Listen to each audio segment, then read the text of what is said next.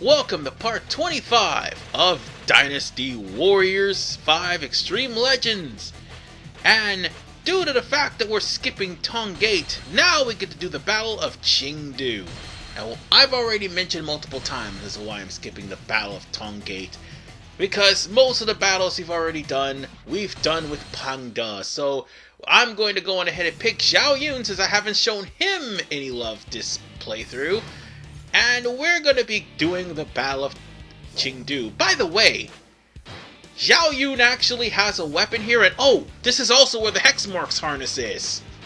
I accidentally got it in a test run to try to refresh my memory of how things work, and also to refresh my memory on how to get Zhao Yun's weapon. I mean, I really am not at the strength to get it right now, but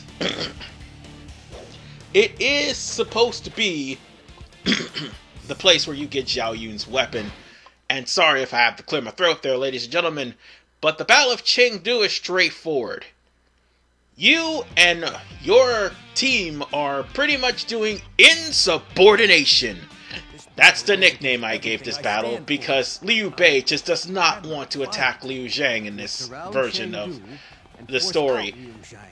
However, here's the thing.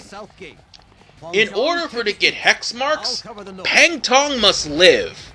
And that means having to get to Zhang Ren before Pang Tong gets over to him.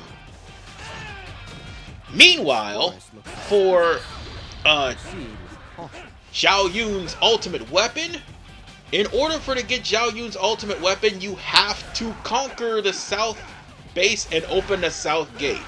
That is how you're going to get Zhao Yun's ultimate weapon. Plain and simple. By far the easiest weapon to get, and even worse, this is a breather episode, as all of the enemies here in this stage are all generic officers that do not have the ability to go into hyper mode. So bear that in mind when you're trying to get this weapon.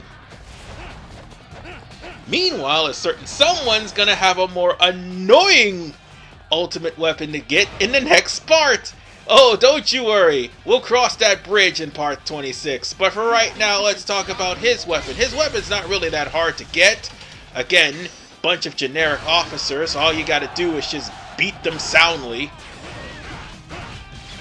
And more importantly, all you gotta do is just simply get to the south gate, kill the officer that's there, open the south gate, and after that, you just go back to the area where the item will show up, and boom, you're done. The only reason why that I'm not doing that right now is despite how easy the objective is, and despite the fact that these guys aren't... hold on a second. Stand down! Lord Liu Bei will govern Shu with benevolence. Lord Liu Bei is fighting for peace. He is fighting for your lives. Easy for you to say, this is our home. We don't want to change our way of life. Go away now, you thief!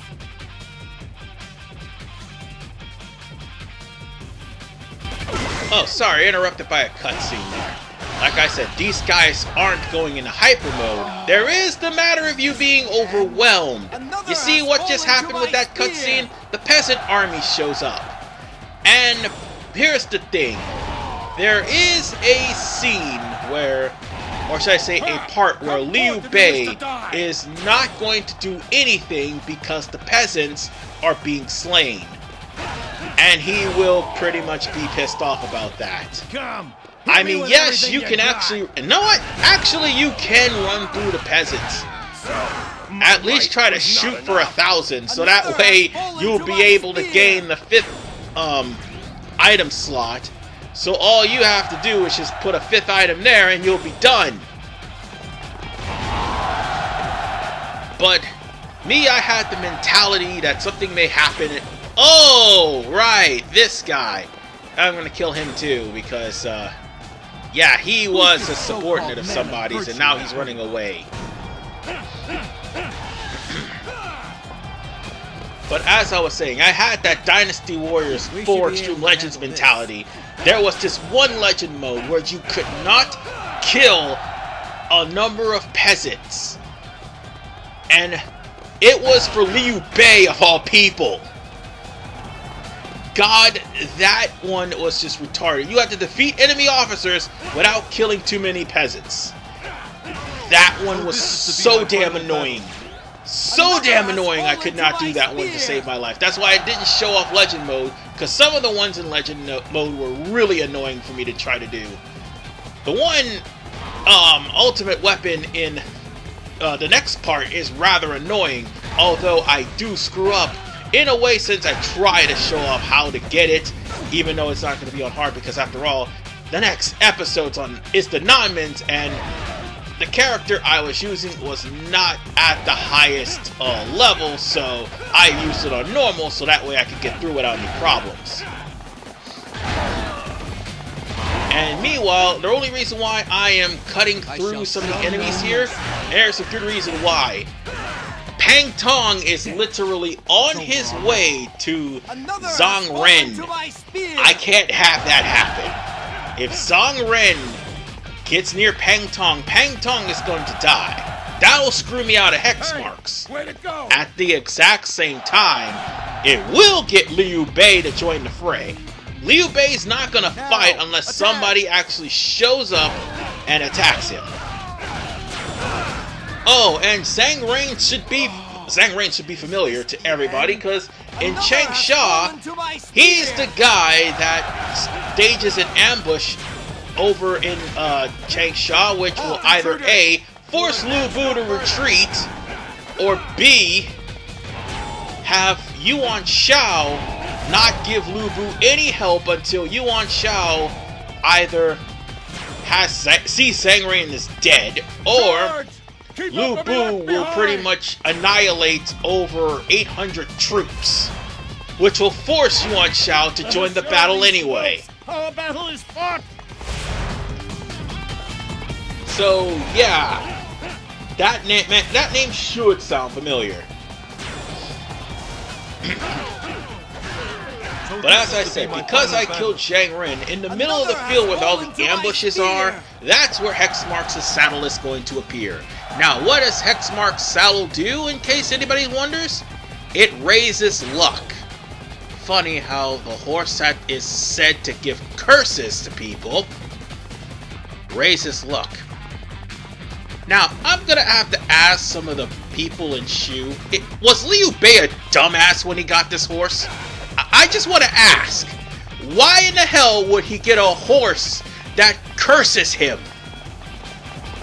Even if that is part of fiction, why in God's name would you get a horse that would curse you? That's like getting, oh, I don't know, joke weapons in Soul Calibur. So they look effective until you actually use them. Another has fallen to my spear.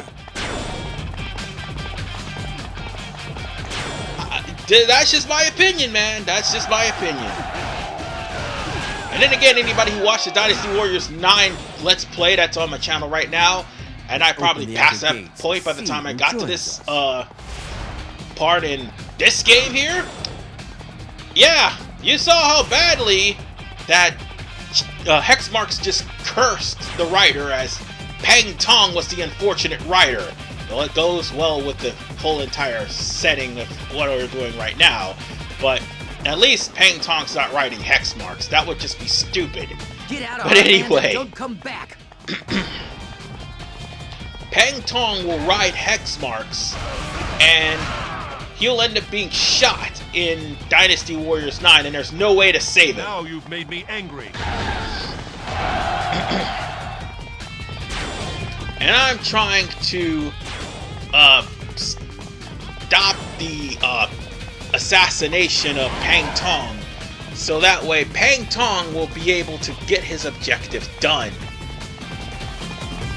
And for the record, I just want to point out, when the peasants show up, and if you're playing in Zhang Fei, he'll threaten to kill every last one of them. Plain and simple. Oh, and also, Even I can Hex take Marks these. will not show up if you're playing as Pang Tong. However, a cutscene instead will show up where Pang Tong is surrounded by enemy officers.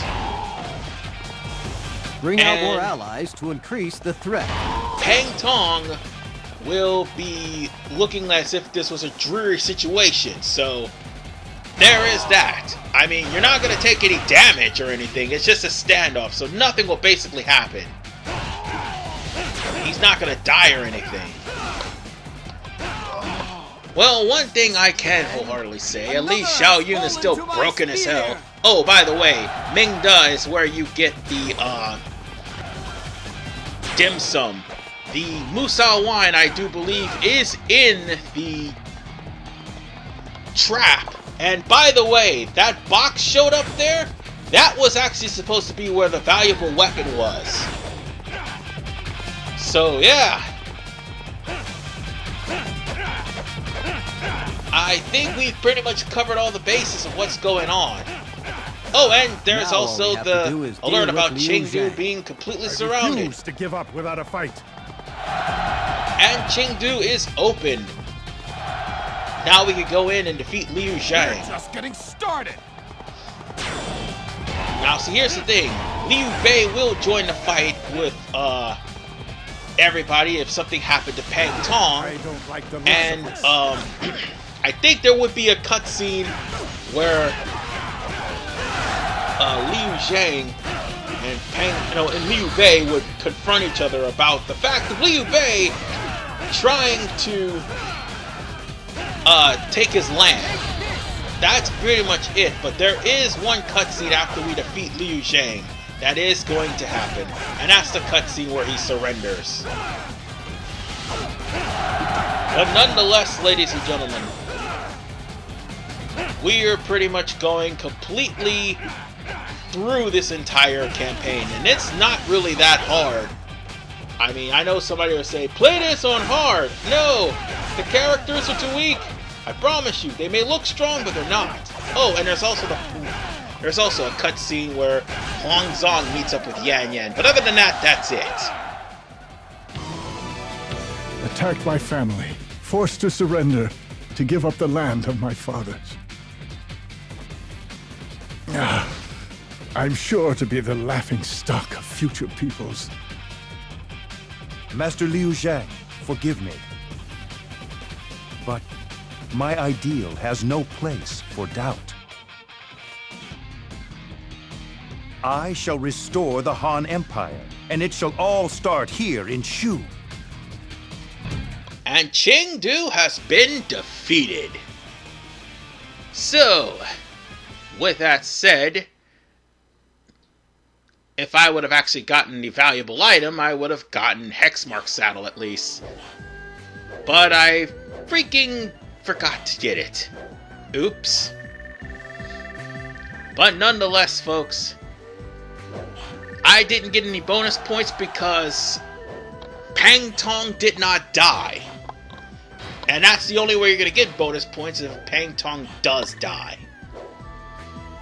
But we're done with this, and after part 26, there's only 8 more parts left. And not to mention, 9's going to be done next week, so yeah, bear that in mind. So with that said, ladies and gentlemen, I'll see you guys in the next episode of Dynasty Warriors 5 Extreme Legends, where, oh dear God, we're going to have to deal with the Namens, don't we? Oh God, it's the invasion of Nanzong in part 26. As soon Shang Xiang. God, I hate the Nanmen so much.